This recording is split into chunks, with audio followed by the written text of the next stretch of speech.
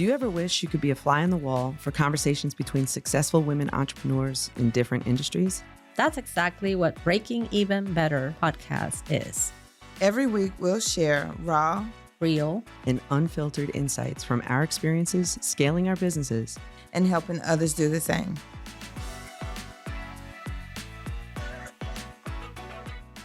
Welcome back to Breaking Even Better, the podcast where we share the real, the raw, and ridiculous moments of entrepreneurship. Girl. I'm Brenda, here with my incredible co-hosts Trish and Carolina. Hey everyone, today's episode is all about leadership and hiring horror stories. Boy, you guys I'm gonna blow your hair back with this one. Stepping into our CEO selves and those big gut trusting decisions that have made all the difference. Carolina. and trust me, we've all got some stories to tell. Mhm. Some are funny, some are painful, Mm-hmm. but they've all taught us something. Mm-hmm. So let's dive in. My Yes, goodness. who wants to go first? Oh, I got a good one. All right. Go ahead, Trish. Trish is busting at the seams. I am busting at the seams. Oh my goodness. Okay, so here comes the real raw and unfiltered version of Breaking Even Better. So I was a very rookie business owner, and man, I didn't know anything about what we were doing. I barely even knew what the hell I was selling. I knew marketing, but SEO was kind of new to us. This is, going back about 15 years. And we had two whole clients, y'all. We had two whole clients. I know, I was killing it. So one of them was paying us maybe $200 a month, and the other one was paying us like almost a whole $1,000 a month. Okay, tell you what. And again, if like you do the math, I mean, we're talking about 2009, 2010. So like everybody was broke, everybody's losing their jobs and whatnot. So I send the two whole invoices I was responsible for. I send the wrong one to the big client. So they like paid the small invoice, and I'm like, so about my mortgage, I'm gonna need that money. So I reached out. I'm like, so I'm really sorry, but I'm really new to this. I didn't even know what invoicing system to use. I think I sent them like a PDF. Like, I don't know what the hell was going on. Oh, it was really bad. So I met this woman. She was lovely on the phone. She was super sweet to me. And she's like, yeah, no problem. She's like, oh, do you need a bookkeeper? And I was like, I'm embarrassed to say I might, even though I only have two clients. She's like, well, I only, charge $10 an hour. It probably wouldn't take that long anyway. I was like, $10 an hour. Every bookkeeper I had spoken to would cost more than that. I was like, look at me, he's catching a screaming deal. First red flag. Oh boy. Okay. So fun fact, the second client, the big client we had, was actually a member at the country club where my husband and my business partner was working. Now we were running the business together, but he was still, because we only had two invoices. So clearly we needed income coming from someplace else.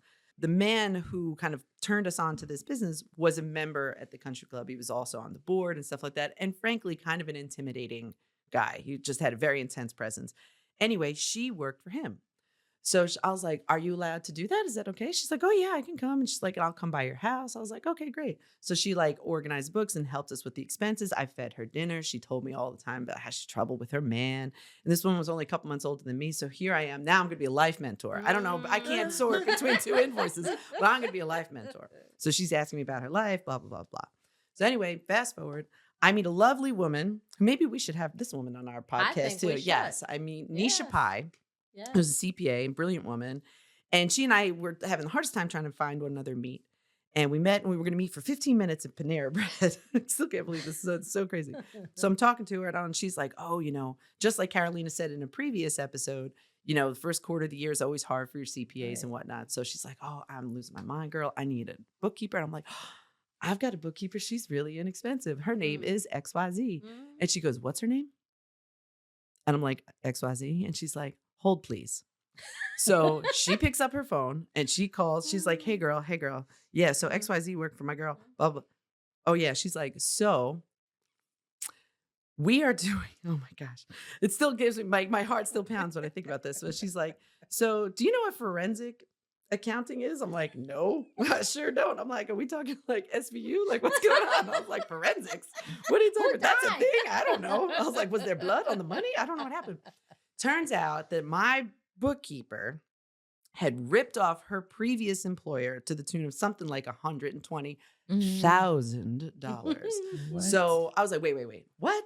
So she's like, yeah, you might want to not hire her. I'm like, well, I don't even have like $120. So like, I don't know that she's going to steal from me.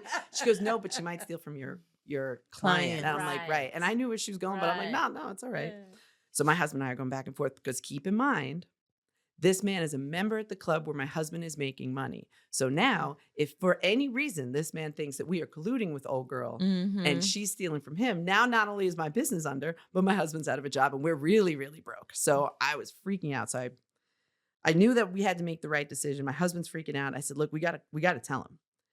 And we tossed around not telling him. I'm not going to lie. I'm not going to tell you that. I was like, oh, yes. And we were just pure as the driven snow. Like, we fought with that idea. I was You're like, how can we burn I was like, how can we figure this out and like pretend that we don't know this? So anyway, I asked him, and I feel embarrassed saying this, but I said, hey, can you meet me at the Valentine Resort Hotel? He's like, excuse me? I'm like, no. Shit. Now you're soliciting. That's what I'm like, Let's add I'm like, that I'm to screwing this all up. So I was like, hey, can you meet me? And he actually thought that our point of contact was my problem because that guy kind of like he and I did not see eye to eye. And I'm like, no, he is mean to me, but that's not why I'm asking you to meet me at the hotel. So he meets me at the hotel. I'm like, I got to tell you something. So I tell him the whole thing. And I even said, I was like, I didn't do any research on her resume or her background because she was working for you. And I figured that you had. And he's like, I did. He's all mad. Like, you know, the implication. I'm like, okay, well, you might want to look again because this is what happened. And he's like, you got to be kidding. He's like, you just made me sick. Well, lo and behold, she had taken $80,000 Oh my from God. him. But now this guy that was super intimidating, now we're texting each other and we're like, I was like, guess what? He's like, oh, she's being arraigned today. So we were like sitting here like texting like so all this time here I was like super intimidated. Now we're like co-conspirators and we're like dun dun SVU like we're doing our own. So that's my whopper of a story. And yes, she was convicted. Turned out she had not only taken a bunch of money, but what was funny is all along the ways there were red flags that I didn't see as red flags. One, she's like, do you want to see what your competitors are paying? Because we were only doing a small amount and there was another marketing firm. Like, well, I'll just show you how much they're making. I can tell you how much you can charge because I know how much they budgeted. So she's very willing to like show me. And I'm like, no, that's okay. I just thought like she's trying to be nice, but you know, maybe she's like a little morally questionable, but I'm like, that's all right. She's still learning in life because again, I'm her life coach. Right. So this is how stupid I was. So needless to say, she's in jail, and I may or may not have kept her as a bookkeeper. It's hard to do the books from jail. So that was my story. I know. Girl, wow. That's crazy. That's a wild story. That's a wild story. That is a wild story. So there's my hiring horror story. So lessons learned. Lessons learned. Do your own research. Bookkeepers do not cost $10 an hour, no matter what they sell you. And get an NDA. Get an NDA for sure. That part. And the other lesson, which I didn't have to learn, but I would have come to the decision faster, is transparency. Yes. I had to tell him. Yes. Right. Because she was ripping him off. And you did the right thing. Yeah. Yes, absolutely. Sometimes doing the right thing is really hard. A lot of times it is. Uncomfortable. Really hard. Yes, I was definitely uncomfortable. But in the end, it does pay off. It does. And now I have a fun story to tell on my podcast. That 15 years part. later. You do. Oh my What goodness. about you, Caroline? Ooh, well, let's see. I have many. Yes. Let me filter through this Right. and see which one do I Like pull. go Rolodex of all the shitty people pull I up hired. Well, I'll go with the toxic hire. How about that? Mm-hmm.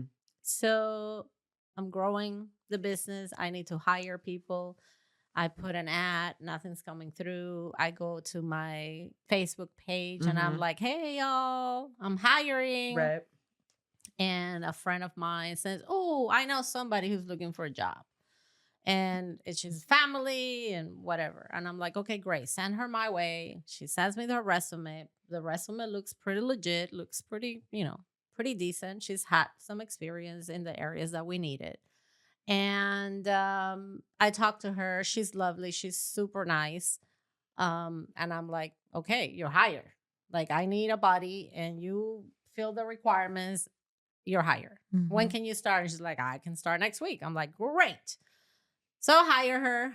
Fast forward. She goes through the onboarding. She goes through the training. She's got somebody she's shadowing. And she keeps asking the same questions over and over again. And I'm like, But you said you knew. Mhm. Yeah. You said you had the experience. So I'm already having like, you know how Your spidey sense. You know how Yeah. my spidey senses go like real fast. Mhm.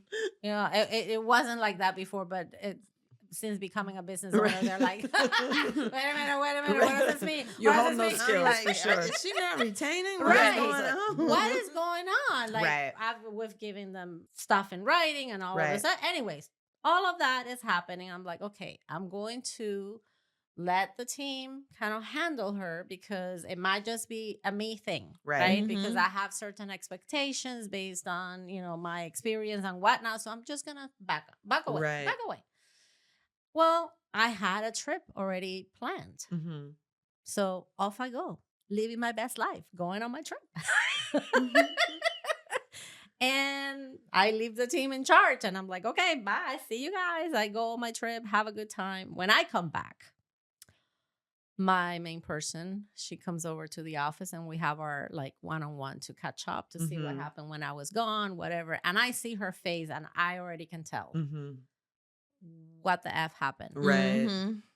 And she's like, and she's like, She's been dreading this conversation. She's turning in that chair and she's like, so I don't know if we can do this. And I'm like, what do you mean we can't do what? Why are you quitting on me? Right, right. And she's like, not exactly. But I think you need to let somebody go. Mhm. Mm. That's such a bold thing. I give your number one like a lot of credit. That's hard to do. That's hard to do. And this is why she's my number one. And Right. I like appreciate her so much because Right. she's like, I don't think it's working out. Like, there's no way that after all the training and after all the things we've done, this woman can get it together and is asking the same questions over and over again and is sending text messages and is going to out supposedly to the bathroom. She's smoking outside 20 times a Right. day. Nice. And now I'm doing the bulk of the work. I Mm. know that's right. Mm-mm. And I'm like, noted. Mhm. Unacceptable. Right. That's unacceptable. And so I call this person. I'm like, thank you for letting me know. I call this person. I'm going to give her one last opportunity to come clean. So I asked the question about the experience. And I said, I'm having a little hard time Mhm. putting those two things together. Now that you've had several weeks on the job and your resume does not match the outcome. Mm-hmm. What happened? And she looked at me and she's like, well, this is just very different than what I've ever done. And I'm like, it's bookkeeping. Right. And your resume say. And the resume said, well, yes, but in that job, they told me. And I only did. So all that experience narrowed down to really two things that she was doing on the job. Right. And I was like, well, I think this is where we come to part ways. Yes. Sounds like the math wasn't mathing. Yeah.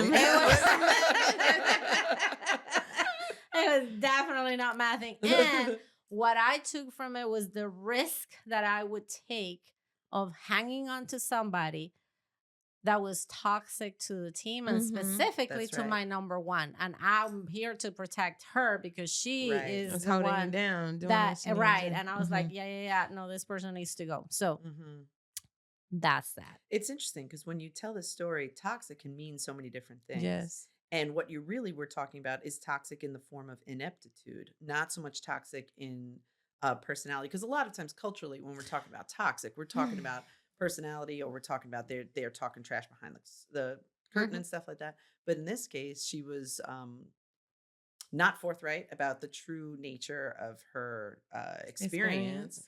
And she was making the group less productive, which is really what a cancer does. Yeah. And it's what toxic things do is it slows if you down have to keep showing her productivity. over and over, you can't get your work done. Right. That's Right. exactly It's right. not retaining. Right. I just love that that's the Yeah. way that you're interpreting toxic, because you're so right. And we're so quick to say it's a personality thing No. when really it can be just what's slowing down productivity. Right. So, What's the illness that's creating this That's exactly that you right. can't move forward? Yeah. And so I'm very happy that I was able to quickly Right. make that decision, get the feedback from the team member and say, yeah, we don't need to go that way, and move forward. And, now there's a very different approach to hiring. Yes. Right. Yes. Since that lesson. Oh, yes. Yes. So I have examples. I have one similar to yours, except for she wasn't cheating the client. She was getting me, which was the situation I mentioned in a previous podcast. Right. Then I had one similar to yours where we just repeated. It was just step and repeat, step and repeat, step and repeat. And I'm like, what is going on? Right. But I also have these two that stick out. One is kind of funny, and I was the problem. And the other one wasn't so funny. And it almost became a legal issue, to be honest. I hired a girl, and I'm gonna talk about race because I'm Black and she was Black, right? So did the interview. The interview went perfect. She's an HR specialist. I'm like, okay, cool. I got somebody, right? Got a good team back there. She'll be a great addition. She got some experience.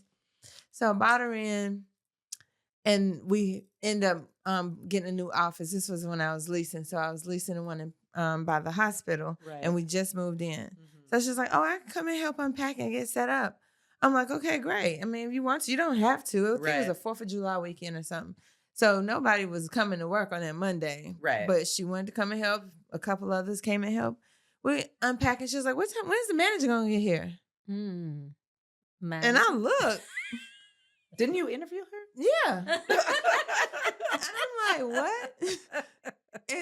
And so one of my other employees was like, that's the boss. And she asked again as if she didn't hear her. And I heard it, and I'm in another room. Wow. And she was like, what? So when's the manager going to get here? She's like, that's the boss. Right. Referring to me. And I'm like, okay, so now we got a problem. So then she only stayed with me for 4 weeks. And I noticed because 10 days in, I try to find out how's it going, ask the questions. But I found myself pulling stuff out of her. Like she really didn't want to talk to me. She was very standoffish. And I'm like, what is her deal? Right. Like she actually, come to find out, even though other people were getting paid more, they done got comfortable and they was leaving early, coming in late, or calling out. Yeah. So she was the one making the money at this time, and what they failed to realize. I'm like, she's the one consistently coming in, but yet she had an issue with me being the boss. And then, so the 3rd week, I said, why do I have to pull stuff out of you? Like, what's wrong? What's the problem? Right. And she was like, I feel misled. And I'm like, how? I said, you ask questions. You have multiple times to ask me questions. I asked you questions. Right. And you got a job offer and you accepted and you came in and worked. And so it started beginning to feel real bad around the office. Like the energy, the vibe wasn't there. And so this last day, and I remember this because I had my nephew and I took him to the pool. She texted me, we need to talk. And I'm bringing my husband. Oh. And I'm like, your husband? What? And so I already knew she had this wall. And I'm like, she bring her husband. So that next morning I get up, I put my sweats on, put my hair back in a ponytail. And I'm like, all right, bring your husband. And I told Let me take off my earrings. Like, we're going to fight? I told my husband, he was like, you want me to come up there? I said, no, I got it. Because, I am a concealed carry. Right, that's right. I have that. And so I got to the front door, and then I said, what am I doing? Right. So then I turned around and went back and put on the best dress I had. Right. Made my face up. I walked up in there like, I'm the boss up in this. That's you right. know what I was about to say. And so she and her husband walks in, and I'm like, I had like a foyer or a lobby area. I said, sir, you can sit here. And we're going to go into the back where her desk is. Right. And so I sat with her at the desk, looking good, smelling good. That's right. Feeling good. That's right. And I'm like, so what's wrong? I say, does this work? And she's like, yeah. I said, does this work? And she's like, yeah. I said, so what's the problem? I mean, And I know her husband can hear because I'm Right. asking her questions so he can hear her answers. Right. I said, have you made me $1 in this whole time you've been here? No. I said, so what's the problem here? It seems like it's a win-win for you. You done got paid your weeks. That's right. You have not made me $1. And she jumps up and she goes storming out, talking to her husband, stormed out the door, and I could see them out there. I just locked the door behind them, went and sat down and continued my day. I'm like, dude, go on somewhere with that. I didn't do nothing. I try to give you an opportunity. Right. Hence, me trying to get my opportunity. Right. Second time, and then I'm going to get to the point for real, because that was the one that could have been way different. I'm glad I changed my mindset before I left the house. But the second time, I'm interviewing another girl, and she come in, she was good, but I seen she was fidgety. And I'm like, what's wrong? I just need to pay these bills. I'm like, that's what I'm talking about. She got to work. I said, you got a job. That's right. I'm like, if you ready, I'm ready. Let's get this. Love a hungry salesperson. Right. That's for I sure. said, let's get this. Man, that girl didn't last a good week. Oh, no. Her car wasn't working. Oh, my God. I'm like, oh my God. Oh, my God. So in the Goldman Sachs program, when they were asking these questions, Right. I said, oh my goodness, I'm the problem. Right. I'm the problem. I'm trying to my husband always said, don't be Captain Saver, you know what? And that's I was like, okay. Oh, sounds familiar? Ooh. Might sound familiar. Wait a minute. So wait you a done got minute. that too. And he said that. And that's how I feel. So the Goldman Sachs program showed me that I was the problem. So I don't do any interviews anymore. Right. I let the team interview them. I'll look over the resume, Right. tell them how I feel, let them interview them. They'll come in and talk to me after the interview, rate them.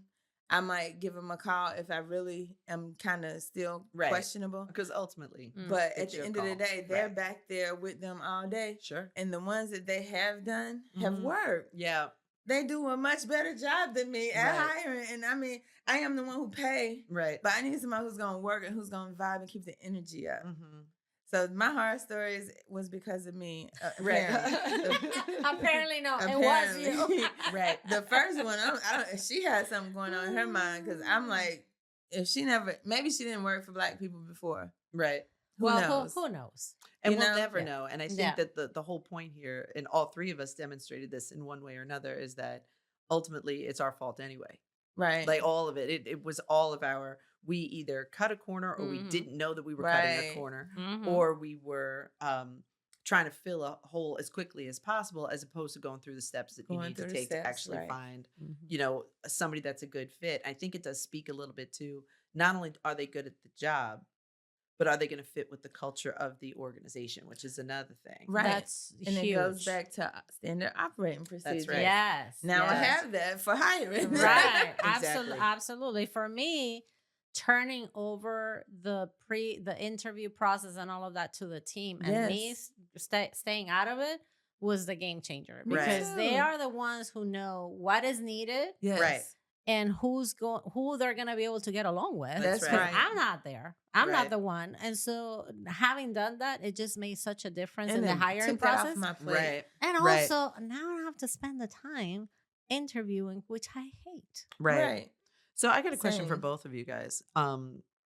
When you're in the process of hiring people, and again, of course, the skills are necessary. Like there's certain jobs that you have to have certain skills. But I'm curious, do you look for attitude and personality over skill set, or do you look for skill set and then hopefully there's personality? I'm just curious, because I'll tell you why I'm saying that. I'll start with myself. But I remember we were filling a role, and it was more of like an operational role, and came down to two people, and I was already leaning towards one person, and then the other person came in. She was kind of like a late entry. And in addition to all the same skills that she had that the first person had, she had like specific SEO skills. She had SEO knowledge. So while we weren't necessarily hiring an SEO, having this person with this extra skill set was like, okay.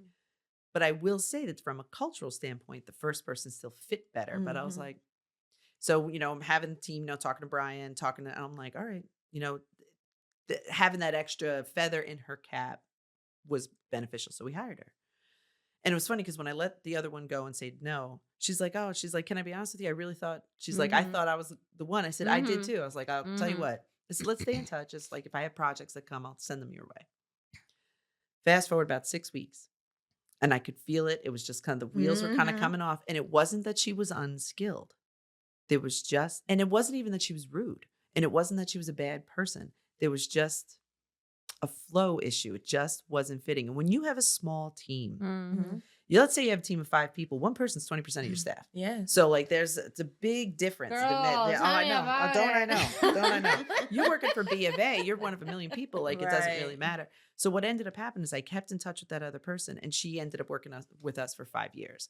And she just See. learned quickly because there was just an eagerness. Mhm. And she was also very bright and just quick to learn things. And the SEO part she just caught up with, but I didn't even really need it. And Mhm. again, it had nothing to do with the first woman being bad. It wasn't bad or good. It was fit Mhm. is really kind of what it came to. Which And that's a I'm- leadership mhm. thing too. It's like, all right, well, which team am I leading? Right. And Mhm. it's really interesting because the team Mhm. changes as the team changes, you know, as Right. those things rotate. So I Right. was curious if you guys had any experience like that as well. Yeah, for me, definitely has to be is twofold. Mhm. It's having a certain skill set, Mm-hmm. but having the right attitude, Right. then other stuff can be trained. Right. Especially, when it's lower entry jobs and whatnot, like having the right attitude, somebody who's hungry, somebody who wants to learn, to Totally. me is a lot more important than somebody who has all the alphabet letters behind their name. Right.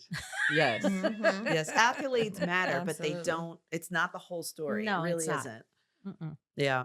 Have you experienced that too? Yeah, for sure.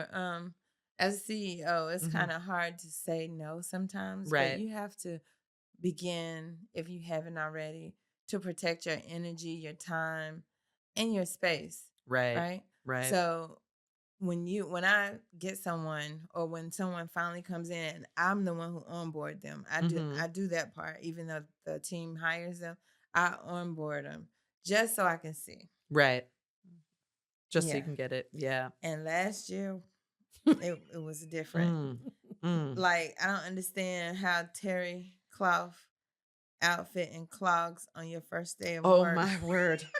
was something. And I haven't met, and this is a first impression. I'm like, y'all might have made a mistake too. Man. But yeah, she didn't last. I don't think she lasts long either. But the Mm. point is, I had to make that ultimate decision and say Mhm. no. We Mhm. still got a gap in the opening. That's right. We had to start this Yep. Yep. over. Right. So we just protect. I didn't need that energy. Yeah. You know, that you don't care about work and you don't care about how you look. Right. Because if you look good, you feel good, you do good, That's right? right. You come in here like you just rolled off the sofa and threw Right. some clogs on. Like, no, ma'am. That's right. No, ma'am. It's funny because attire has changed so much over the years too. So like you would think That's that we still can not relax, but appropriate. it's still not that's what I'm saying. There's still always a line. So oh my the goodness. standards have lowered That a is lot, exactly right. and not just in the clothing part. Oh. The standards have lowered a lot in every Mhm. which way, and that worries me. Yep. Yeah, I think that worries a lot of us. It does. So, Well, if you've got a hiring horror story, a CEO moment, or a gut trusting decision that you would like to share, we'd love to hear from you. So after you have liked and subscribed and followed us, do send us a message or leave a review on this particular podcast episode. But also let us know if you had something that came up or something that this rang true for you, or if you have an experience that you'd love to share. So until next time, y'all, everybody just keep on breaking even better.